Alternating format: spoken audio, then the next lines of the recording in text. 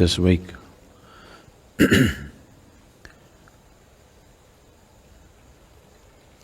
This week we have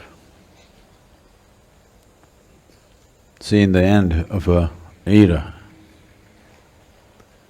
in the form of Nelson Mandela's death. The significance of his life is not just political. Of course, politically, it's of great significance to that nation. But as a man,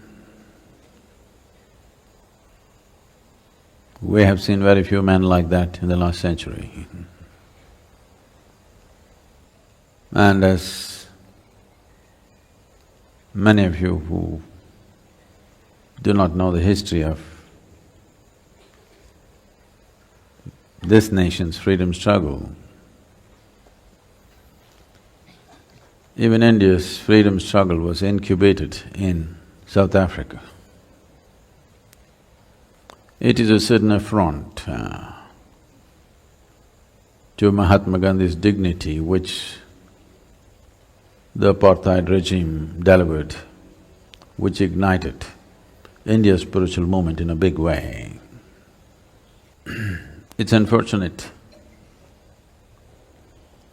that injustice, subjugation,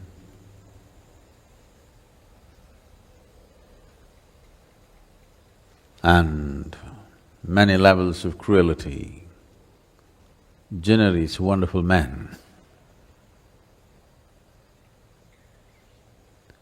We have to find a way, which is what is our effort, to generate such men when there is no strife, when there is no subjugation, when there is no injustice. We should incubate such men in joy, in celebration. But largely societies have failed to do that. Because it's pain that becomes the most profound experience of most human life. Not joy, not love, not ecstasy, it's a pain. It's the profoundness of that experience which spawns men of rare qualities, of incredible strength and balance. Having gone through unspeakable levels of cruelty and injustice, in spite of that, not becoming bitter and hateful. This is the hallmark of Mandela, that he still lived laughing, joyful, not resentful.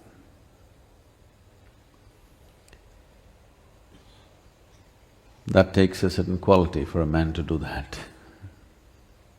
Small things that happen to people, they remember forever and they're resentful for their whole life, for little things, not imparted by some cruel regime. Small things that parents did to children, they remember and are resentful till the end of their life. The end of his life must be a reminder for every one of us that you shouldn't stand in a line of resentful people.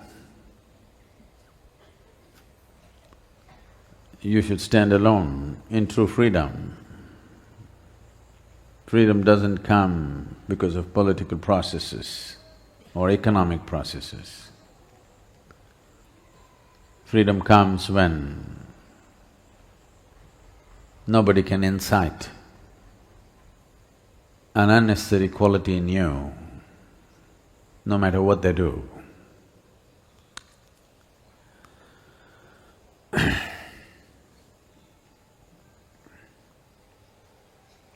His eventful life has come to an end.